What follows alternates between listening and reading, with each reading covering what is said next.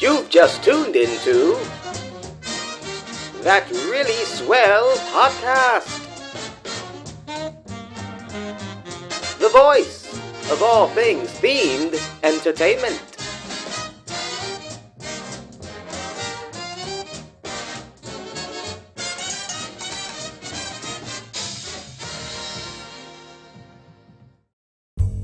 This week's episode is brought to you in part by the following. All rise. Okay, yeah, so let me get this straight. You served as a theme park attendant for 6 years, right? Yes, sir. And in all that time, did you ever point with 2 fingers? No, sir. Just one. His client is accused of betraying everything theme park attendants stand for. Well, I believe that pointing with one finger is enough, sir.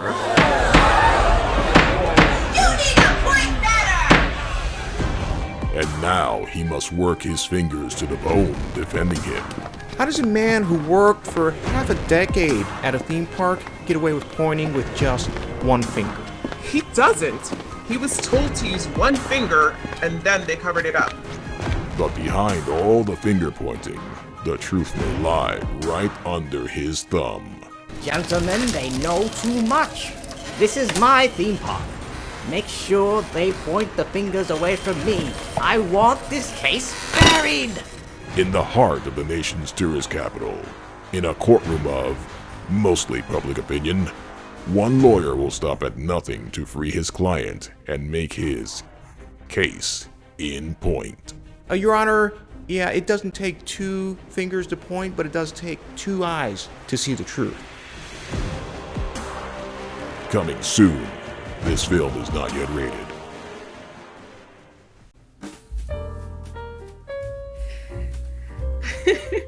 I'm going to be there opening day. Hi, everyone. Welcome to episode 2 of That Really Swell Podcast. If you're new, don't worry. This is only episode 2. You really didn't miss much. If you're coming back, thank you. Amazing. Amazing. Thank you. So glad we didn't scare you off after the first episode. With all that said, my name's Julie. I'm your host. I'm here with my very good friend and co-host, Alex, aka Mr. Maker Mouse. Say hi, Alex. Hi, Alex. Hi. Hello. In today's show, we're going to continue our Then and Now season, but we're going down the street and headed over to Universal Orlando, or since we're going back in time, Universal Studios Florida. We're going to go into Production Central and Soundstage 42. So, right when you walk into the park, first thing you see... What park? Universal Studios. Wait, what park? Look, Universal Studios Florida. It's not dramatic enough. We need a little bit more dramatic. Universal Studios Florida. Right. That's horrible. I got one better. Universal Studios Florida, the only place on earth where you can ride the movies. I needed that Back to the Future background. The sound, it just adds a little something. I miss it. Okay, so we're in Universal Studios Florida, and we're in Production Central, which is the street right where you walk into the park. First thing, it smacks you in the face. We're going to be in Soundstage 42 on the left side. When in 1990, when the park opened that year,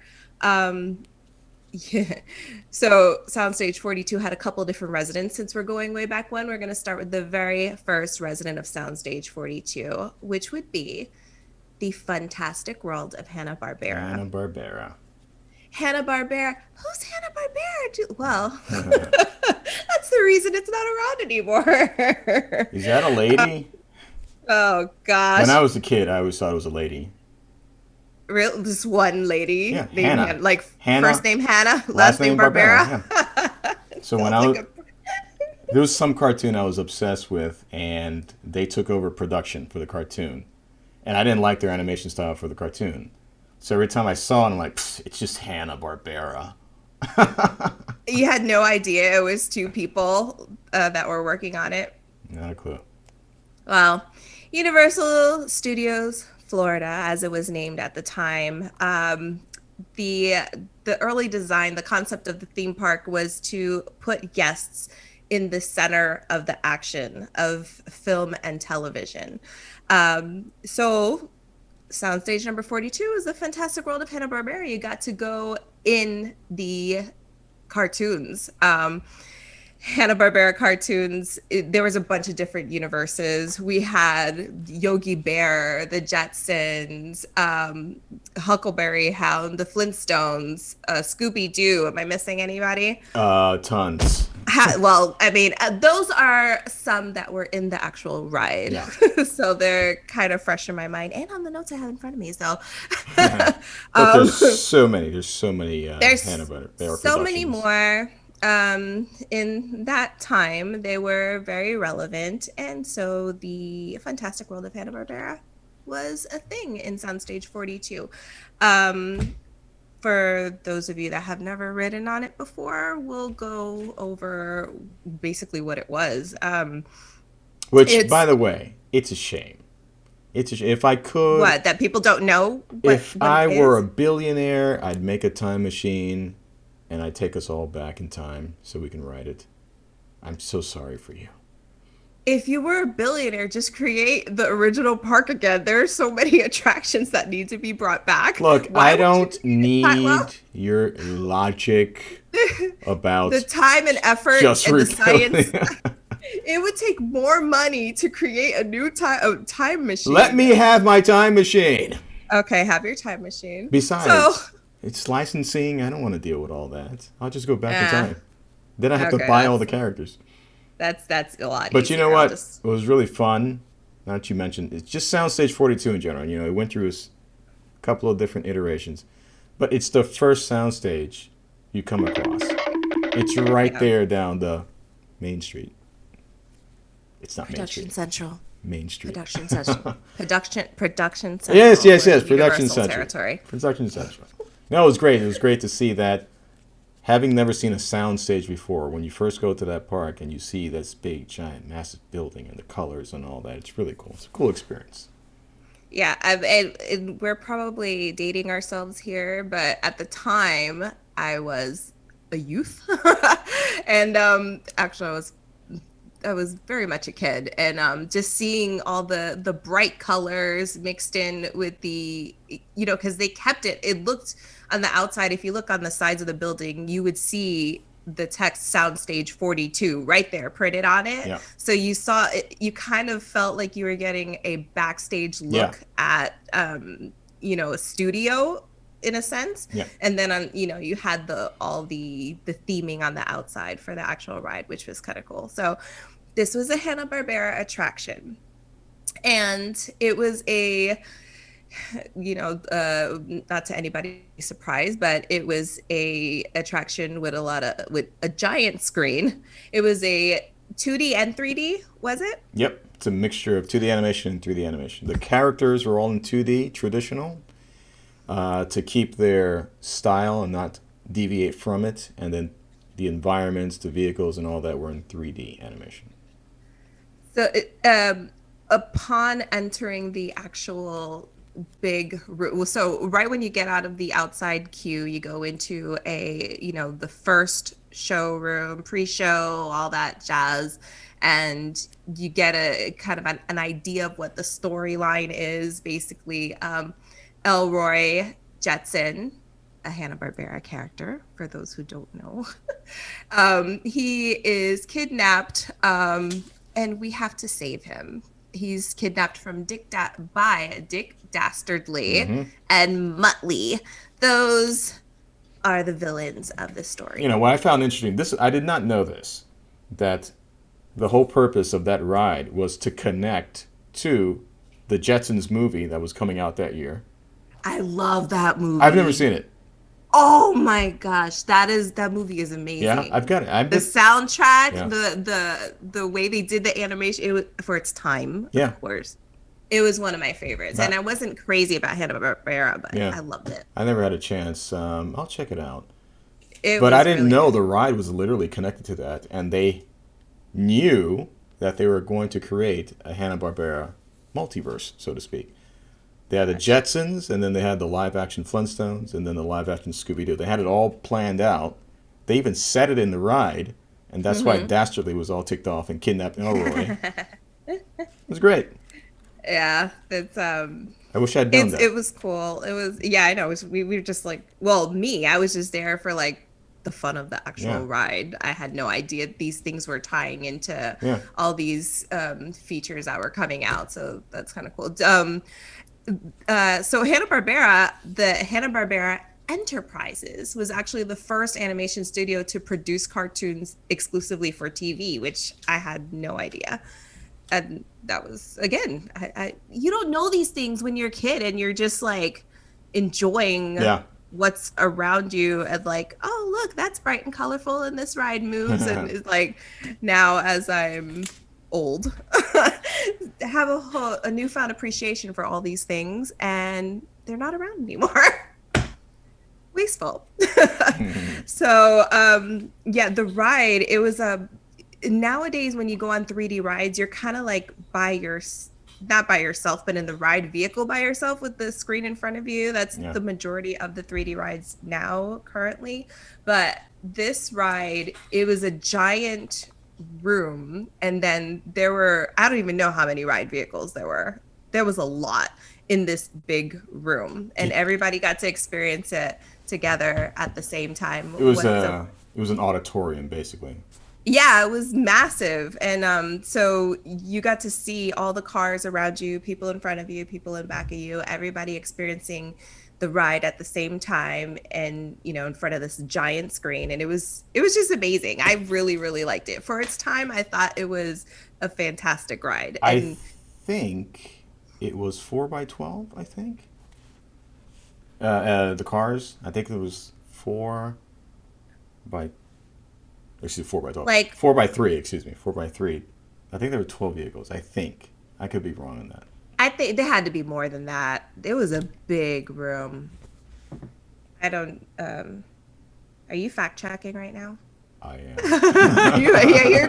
I hear clicking. Click. Well, while Alex fact checks, the film was actually, the ride film was the first ever to use computer generated imagery with the characters created with the traditional cell animated techniques.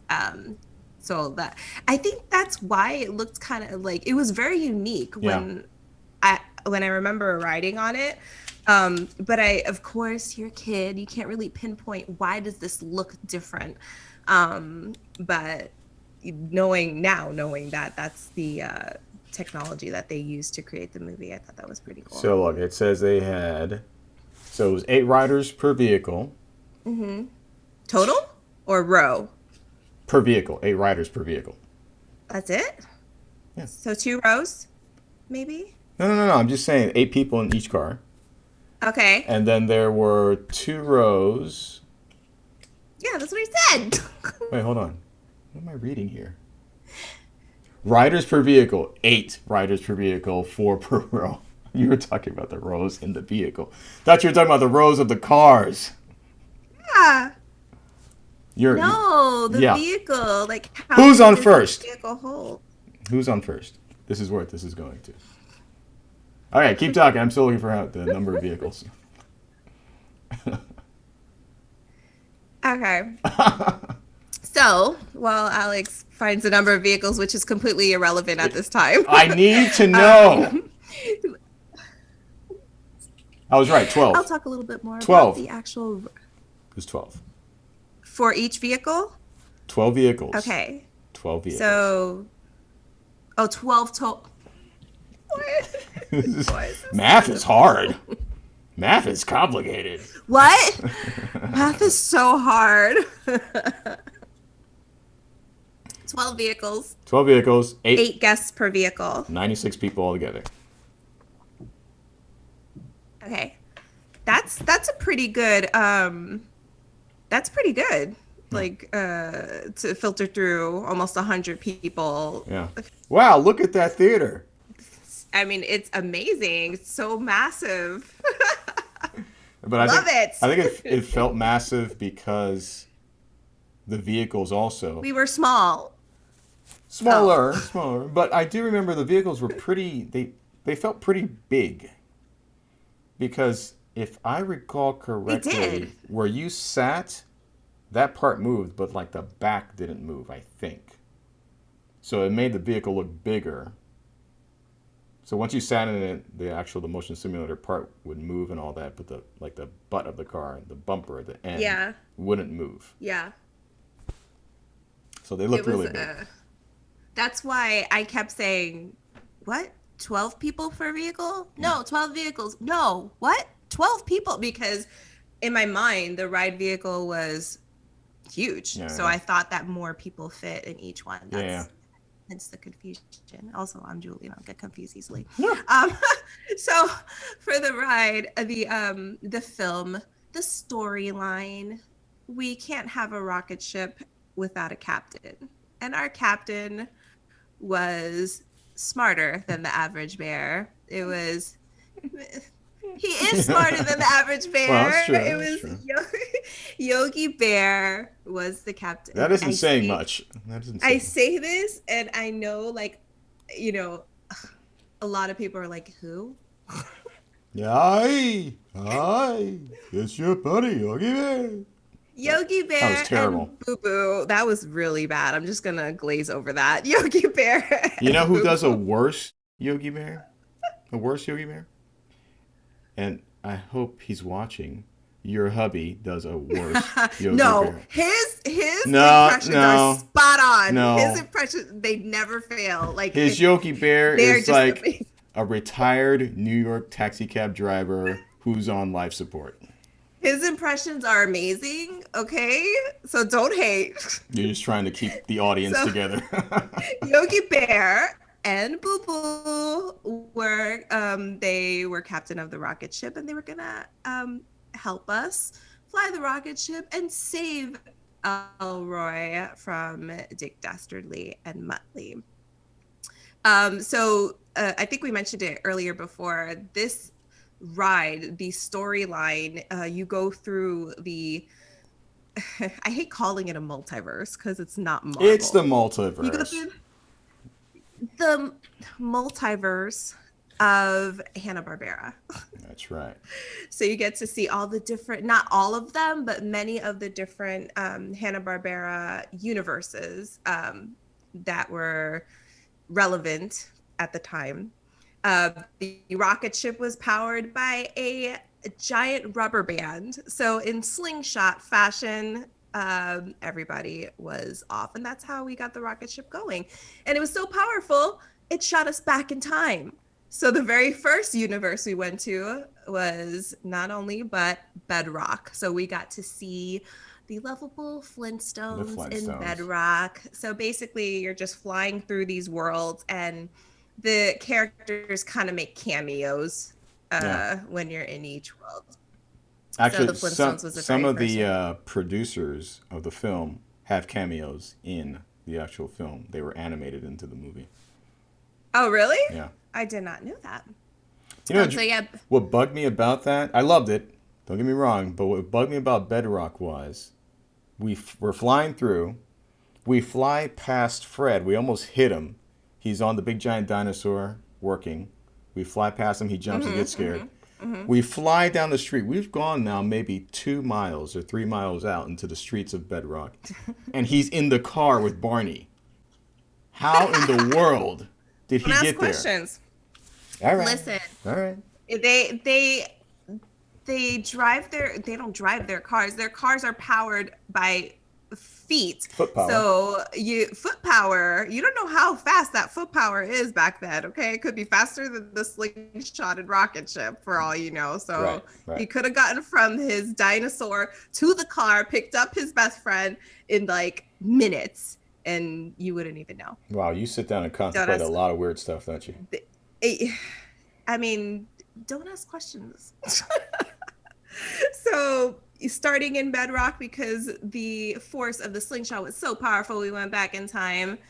And I think it's pretty cool because we went back in time to Bedrock, but the ride ended in the future. in the Jetsons universe, Right. where Elroy was reunited with his family. But wait a And then minute. Dick Dastardly and You What? can't just go. You can't skip over Scooby-Doo.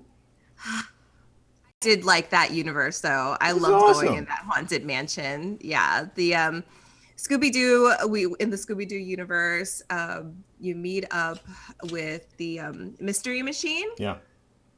right? Mm-hmm. And all the Scooby-Doo characters, and then you go into the haunted. There's like, I don't want to say haunted mansion. Castle. because- It's a castle. Castle. It's like a haunted castle, and I just love the fact that the ride, it ends up not being scary at that point, but the whole vibe ends up being like a little Yeah. creepy because now you're in like Scooby-Doo's universe. There's one part about that I love, which goes back to our conversation about the like, wow, that's just cool, the 2D and 3D combined. In that case, there's one moment where, is it Dastardly? Yeah, it's Dastardly. He's flying through. We're seeing him flying in front of us. He hits a bed, goes underneath the bed, and picks the bed up. The sheets. The sheets, right? Yeah. Like the sheets are 3D. You know the sheets are 3D, but there's 2D underneath it. You're not processing this as a child. You're like, what's happening now? As a kid, you're like, what is this sorcery? You can't mix those This two sorcery mediums. that's happening.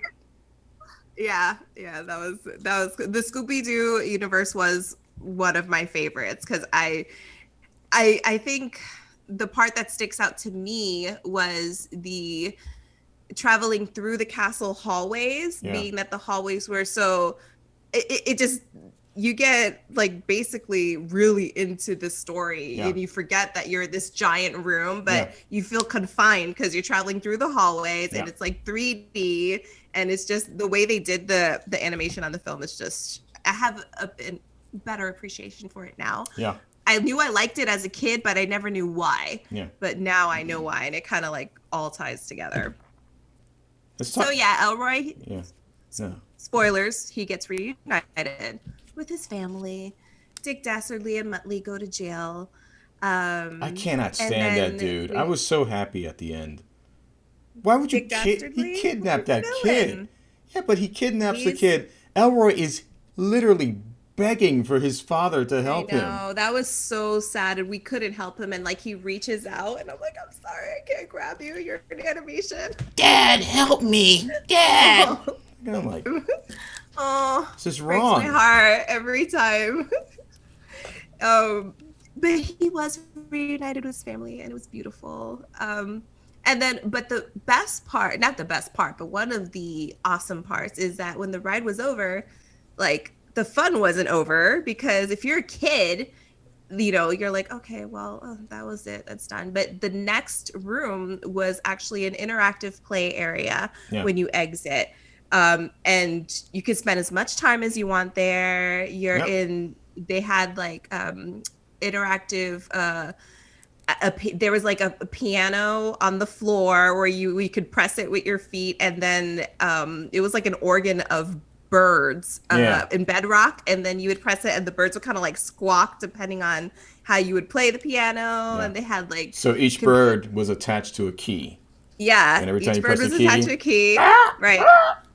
So you would think, oh, this is what it must be like in bedrock when I'm playing this particular instrument. And then they had the bedrock cars like for photo ops, and it was just so cool. They A had little so many. miniature house of bedrock.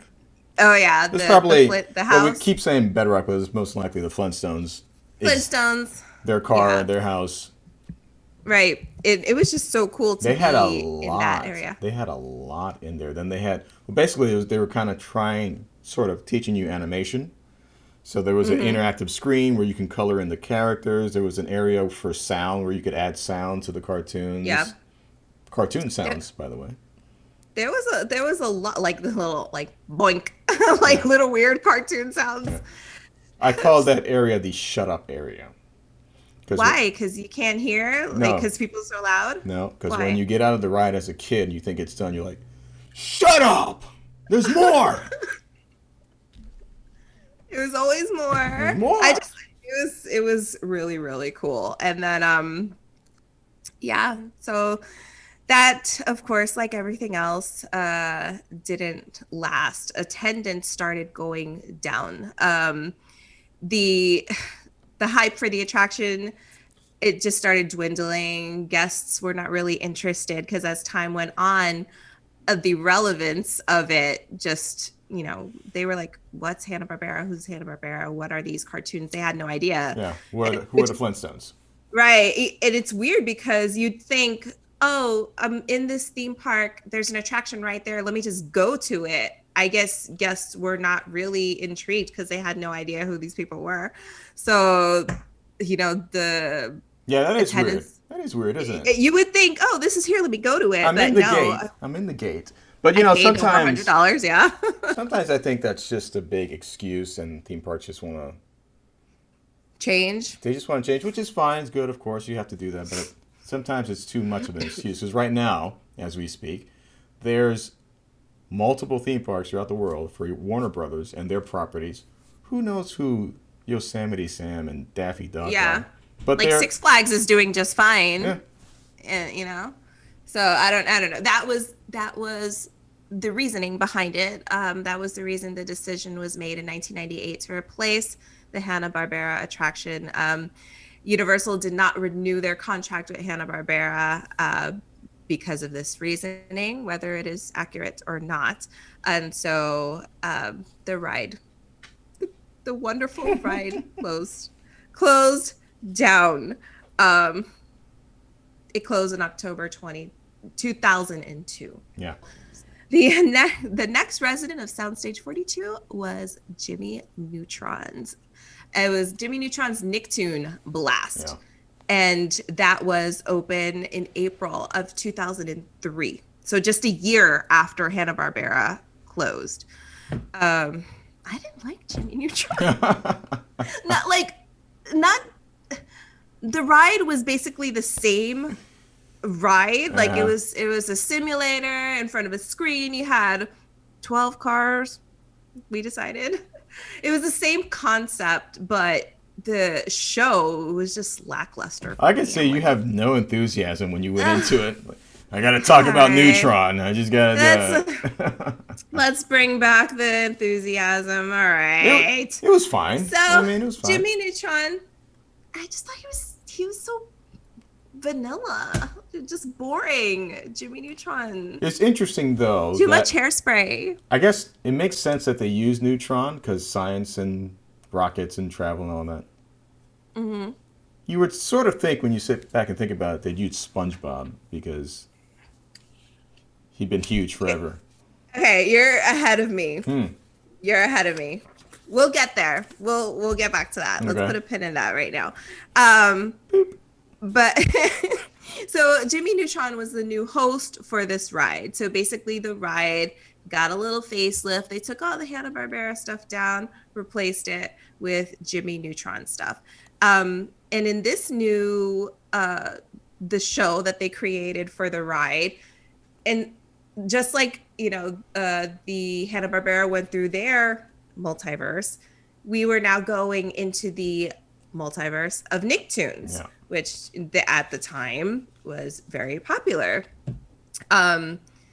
So I'm trying to remember the actual concept of the Jimmy Neutron ride. It is the story. Okay. It was an alien attack. Okay, an alien attack. See, this is how much I really cared for it. I'm going to need you to help me fill in the gaps. Okay, so an alien attack. And what are we doing? Are we saving people from aliens? We're saving the universe. We're saving the universe from these aliens. While traveling through universes of Nickelodeon. Okay, so the part of the ride that I did like, because I wasn't crazy about Jimmy Neutron, but I like the fact that we got to visit a lot of the other Nick universes. Right. So we would go into like Bikini Bottom, which was I think toward the end of the ride, if I'm not mistaken, and like visit SpongeBob's universe, and SpongeBob would mistake the ride vehicle for a giant jellyfish of sorts, and because he was trying to capture us. You know why, right? didn't he want to present it to like some famous jellyfishing guy? Oh no, that's not what I meant. I meant because SpongeBob is a buffoon. Oh, I have no love for SpongeBob. This would be the time of the podcast where everybody would get up and get something to eat, because apparently Alex and I have no love for this version of Soundstage 42 at all.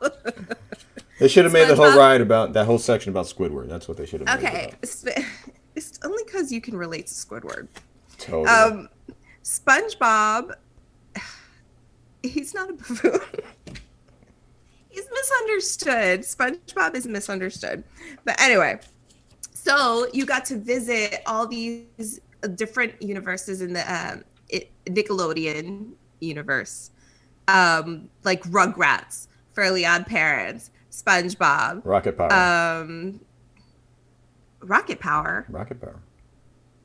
Do I not know Rocket Power? Apparently you What don't. is Rocket Power? What is Rocket Power? It was another Nick show. And then what was Hey Arnold was another one. Yes, Hey Arnold. Hey Arnold. What was different about that one though, which was also fun, I did like that at the start of the ride, you were in the back lot of Nickelodeon. That was cool. So there was a whole bunch of little animated sound stages, and you would see all the characters hanging out there. And then they would transition subtly into the towns and cities of the characters. Yeah, that I did like, because I was like, oh, look, we're at the studios. We're in a backlot. That part was cool, how they incorporated that into it. I thought that was pretty neat. So I'm trying to think. Okay, the one thing, even though I did not really have so much love for this ride, the part of the ride that I loved and made me laugh out loud, like literally every single time, was at the end. Every vehicle did the chicken dance. Like, they would have the way the ride was set up, the vehicles would bounce up and down, and then on the screen as part of the show they would play the chicken dance music, and then you would see all the guests in front of you like bouncing up and down, and it was just like so finally first let me say I hated that part. Because you have these vehicles jumping up and down. I'm getting spinal cord injuries. It was ridiculous. The seats were hard plastic. Spinal cord injuries? You weren't even old at that time. That's how bad it was. They just kept... I loved it. We defeated the bad guys, right? But they're sore losers. So then they grab hold of our vehicles and they force them into the chicken dance. And then... what is it? What's his friend's name? Oh my god! The kid with the glasses? Yeah. Oh my god. The one that's obsessed with llamas? Yeah. I don't know his name. I don't know. This is embarrassing. I forgot his name. Are you gonna look it up? I want to, but I don't think I should because I'm an adult. But then it doesn't matter. Wait, Carl. There we go. That's it. And then here goes the little tune that they would play. Now I have control, and you shall all suffer a fate beyond your worst nightmare! Dance the dance of a chicken! Do something! I don't think I can, Jimmy! The rhythm's got me! Besides, what can I do? And then you get out of the ride, limping, sciatica's swelling up. Oh, God. I just loved seeing all the vehicles in front. Like, if you were toward the back, you would see all the vehicles in front of you and the vehicles to the side, like, because the way it bounced up and down was pretty strong. Like, you know. Yeah. Oh man, that was funny.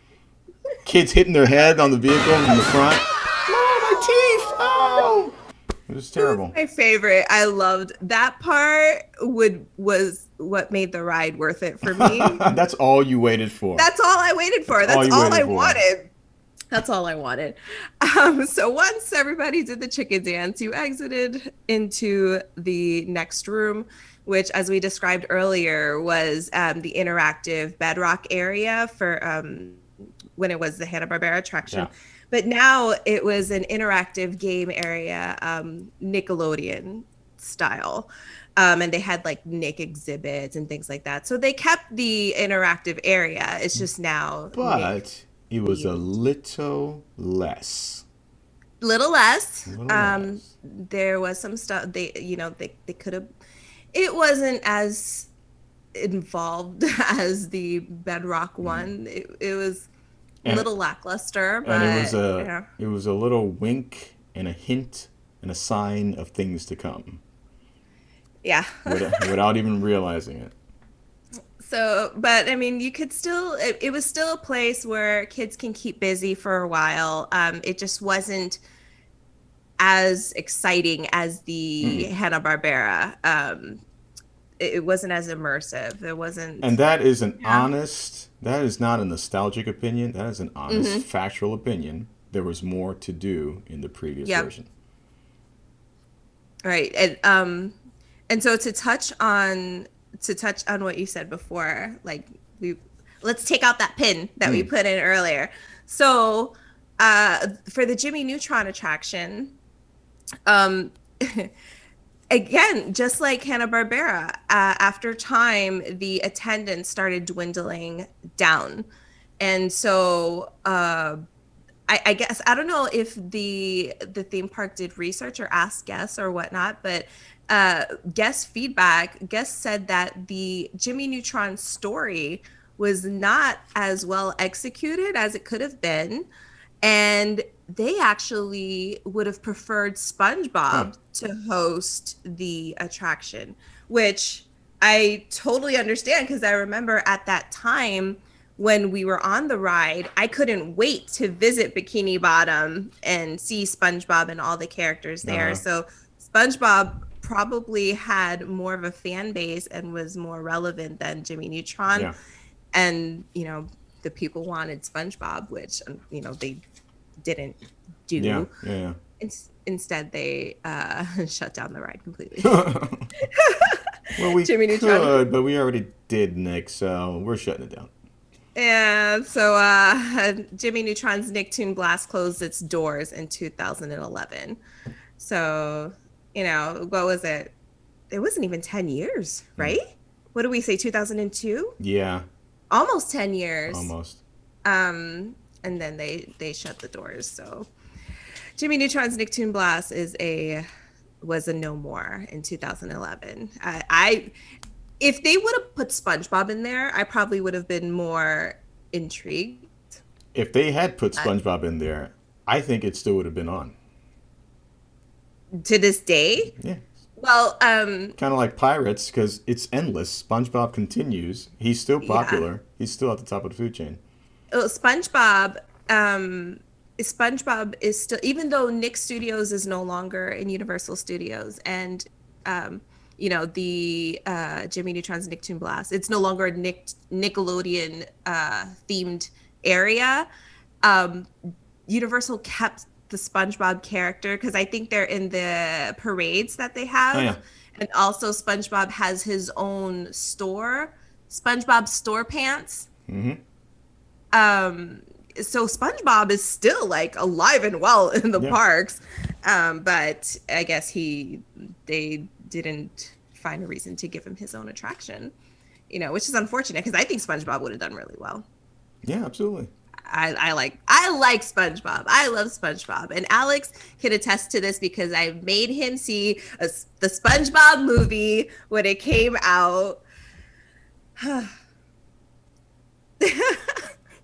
Just no comment at all. I'm not going to even get into that. Did I make you see the SpongeBob movie? I made you see Hey Arnold, didn't I? That one. Was there a Hey Arnold movie? That one as well. Was it both? Was it the SpongeBob one too? That Hey Arnold was terrible. It was terrible. We saw a lot of really bad movies. I had to sit through that right after I watched the Recess movie, which was the greatest movie at the time. See, I was never really into Recess. You made me go from TJ Detweiler to Football Head. That's insulting. I was really big into Nickelodeon when I was a kid, and I felt that, oh my gosh, these movies are going to be so amazing. I have to watch them. And then, like, I would see the movies and be like, I just made a huge mistake. I've made a huge mistake. As a kid, it was like, this was not that great. Yeah, no. The cartoons were better. Okay, so, yeah, Jimmy Neutron closed its doors 2011. By the way, haven't mentioned this yet. If you guys like what you hear, other than YouTube, you can find us on socials. We have TikTok, Instagram, Twitter, and Facebook. So you can also find us there and, just connect with us on those socials if you want to have something aside from YouTube. Yeah. And you can also comment and you can correct us on everything wrong we've said. Correct us. And at the end of the show, I'll provide an email for those who have some negative things they need to say about Alex. If he's offended anyone in any way, there will be an email that you can direct those to. Why don't I just make a list of things I don't like? I'll put it out there and you guys can criticize that. Okay, moving on. So SpongeBob. You know what I'm seeing here, when Universal opens a ride or an attraction, and then they just make the decision to close it down, their turnaround time is really fast to open the next attraction. That's true. I'm guessing because it's basically the same like schematics. The attraction itself just needs a facelift, but I'm looking at these dates, and whenever they close an attraction the next year, the new attraction is open. Well, I think it's more so the venue because it's a soundstage, so they always work within. Most of the time, it's a soundstage. I can't think. Yeah. Well, no, they're all soundstages, right? Except for Potter. Oh yeah, no, Potter's not a soundstage. But yeah, neither is. They keep the building. Men in Black.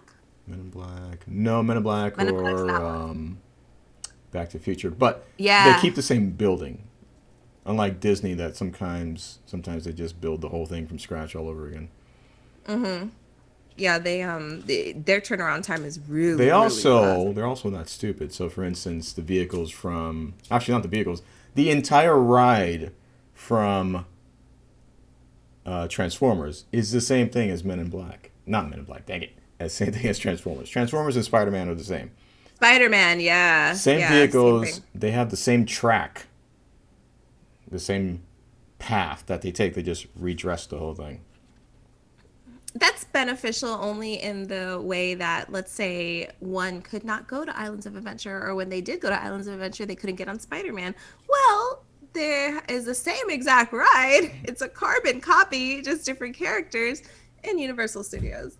So, like, if you wanted to experience... Okay, hold on. Yes, I heard that, all right? It's not exactly the same... Okay, I know. What I'm saying is, pretty much, it's the same track. Relax. We're having fun. It's different characters. It's okay. I still like Universal. I still like the ride. We love Universal. We love the... Okay, disclaimer. We talk about all things themed entertainment, all meaning the good and the bad. So... This is all. So Soundstage 42, Despicable Me, Minion, Mayhem, based on the Despicable Me franchise, of course, which another one that I never really got into. However, I think that if you go into the ride, from the moment you get into the queue to the pre-show area to the actual ride itself, the way they did the facelift, for a lack of words, they did really well. Yeah. Like, they put a lot into it, and I was very pleasantly surprised when I went and I experienced it. Yeah, they stepped up their game. They've got that illumination money. Illumination!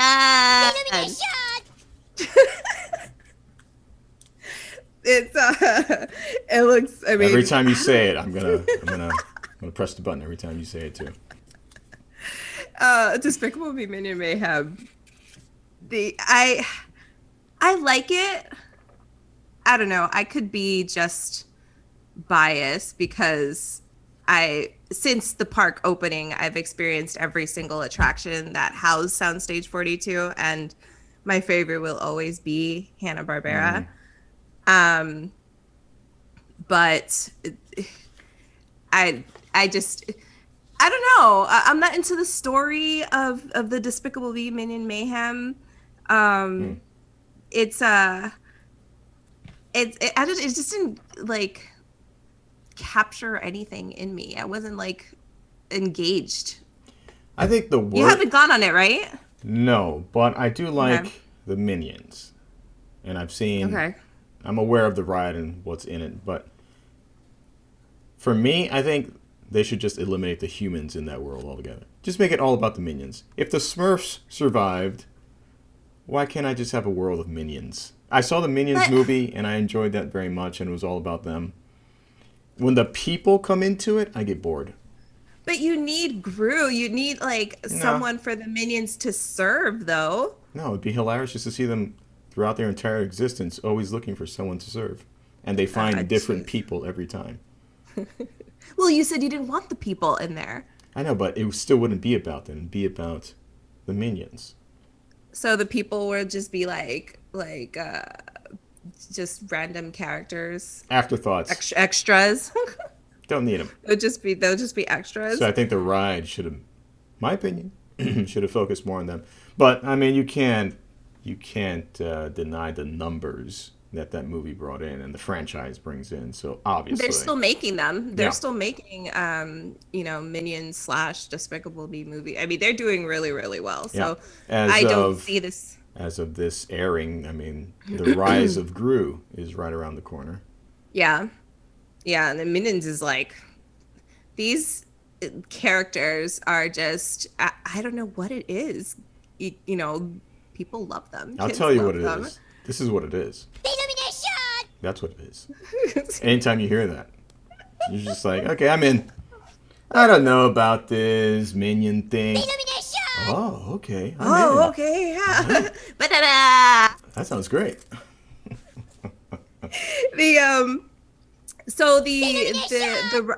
Sorry.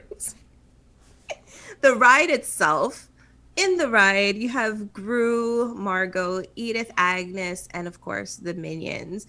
The whole thing, again, the story I'm not too crazy about. Like, the youngest, she has a gift for Gru, and it's an adoption anniversary gift, which is really, really sweet. And she's trying to, like, protect it the entire time. And just things go awry like every other storyline.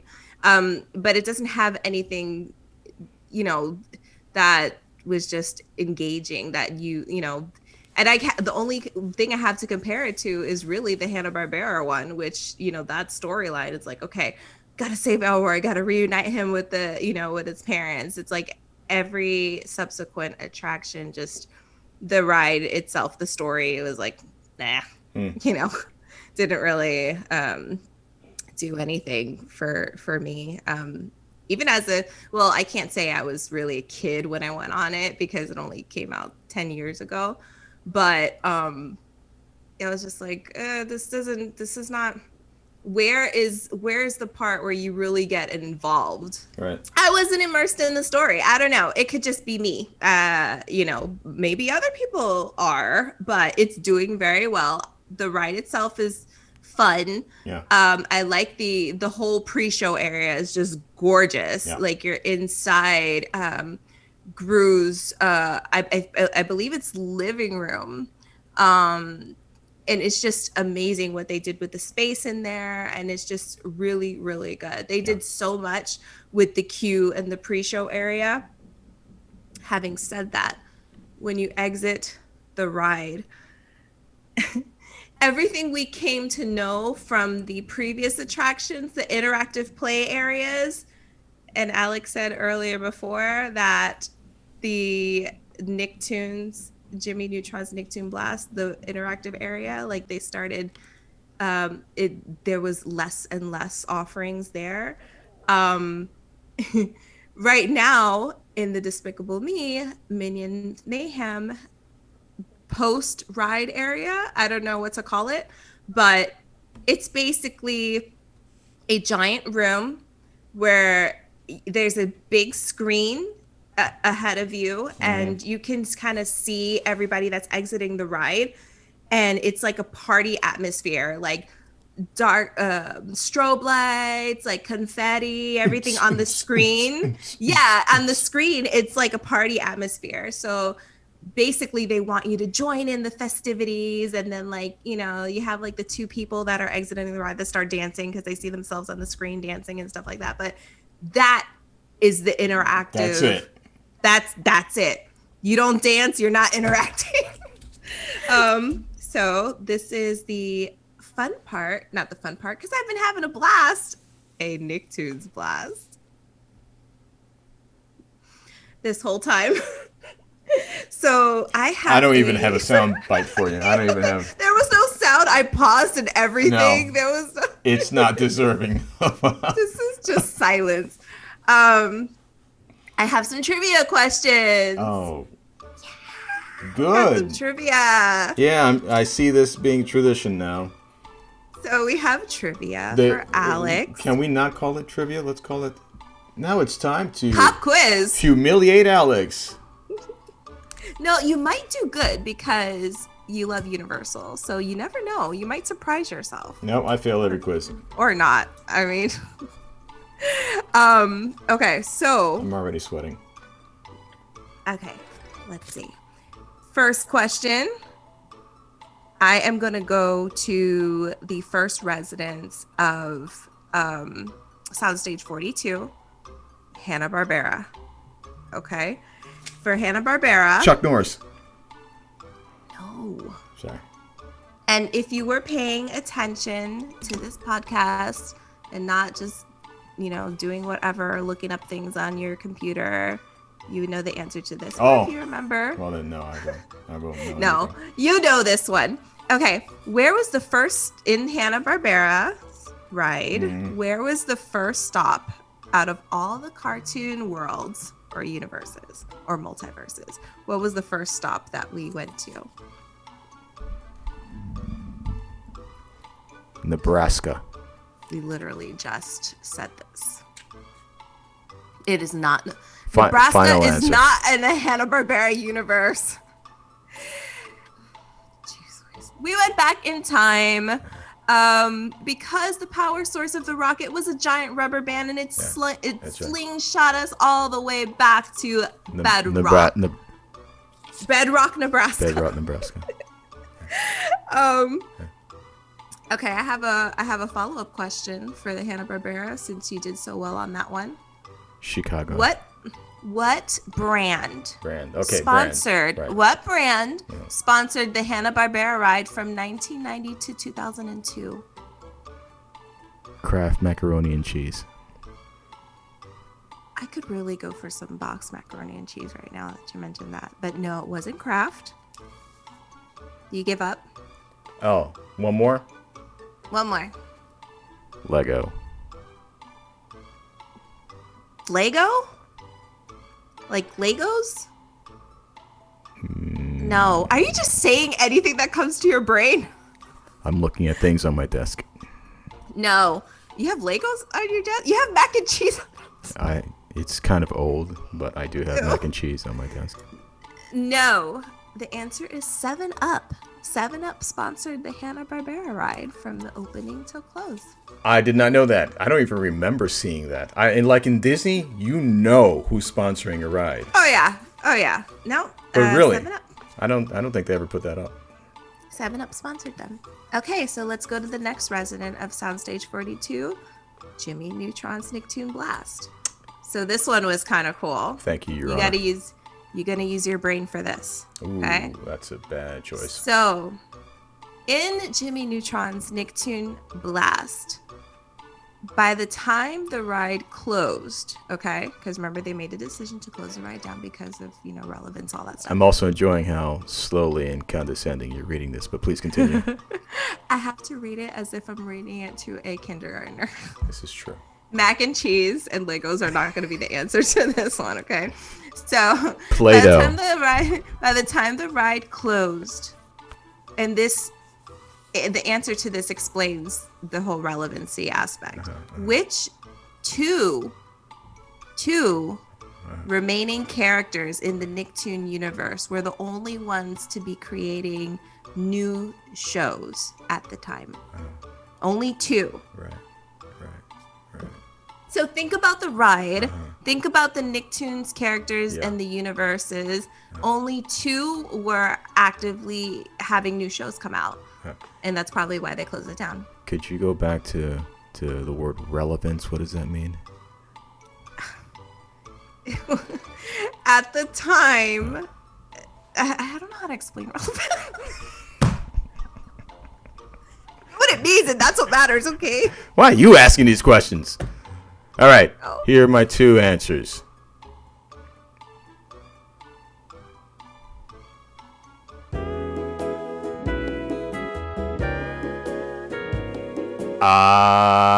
It has to be SpongeBob Yes, that's one of them. and the Fairly Odd Come on. Parents. Yes, you got it right. Yeah. Oh my gosh. I cannot believe it. Wow, thanks. Just because I got 7 wrong. So much faith in you. Yes, SpongeBob and the Fairly Odd Parents were only two of all those Nicktoon universe shows that were creating new shows at the time of the ride closure. Which probably is the reason why. Relevance. Oh. There you go. See? Okay, and now for the last question. Oh my god, I thought we were done. No, we have to go through all 3 residences of the Soundstage 42. Alright, go for it. Okay, this is the last one, and if you're paying attention, you know the answer, okay? I don't pay attention to anything. God, jeez. Okay, so for Despicable Me, in Despicable Me, Minion, Mayhem, what's the occasion for the gift that Agnes wanted to give Gru? A bar mitzvah. Do we know if Gru is Jewish? Sounds Jewish to me. No, it's not a bat mitzvah. I said it a second ago. Do you give up? I think that's easier. I think that's the easier path. It was an adoption anniversary gift. And since you didn't even know that, or remember that, because it was literally the 3rd and final residence of Soundstage 42, so we literally went over it like 5 minutes ago. I guess you don't want the bonus follow-up question. Well, I'm already humiliated, so let's just finish it off. Gosh. Okay, so the bonus question, what was the gift? Oh, well, since you said adoption, I assume adoption papers. No? Please tell me how the child can produce adoption papers for the parent. I see those YouTube videos. It happens all the time. I mean, I guess it's with the help of a parent. The paper. Oh my gosh. No. The gift was a doll replica of Gru himself. That's a dumb gift. I mean, I guess it's heartfelt. That's why you don't get any gifts. This is also true. Because you think they're dumb. What is this? All right. Well, I think that it was a very successful trivia game. You did get 1 answer right. Right. That's pretty good. A complete answer. It wasn't even a half answer. So I'm like really surprised about that. It only took me a while, but I got it. Yeah, you did get it. See, that's what happens when you use your brain. And then, but if you let me talk too much, then I start saying stupid stuff and weird stuff and offensive things. Yeah, let's not do that because I haven't even said our email yet for people to complain. This is why you're the host and I'm not. Oh gosh, we have to limit how much you talk ever. All right, so we talked a lot like we always do, but we want to hear from you all.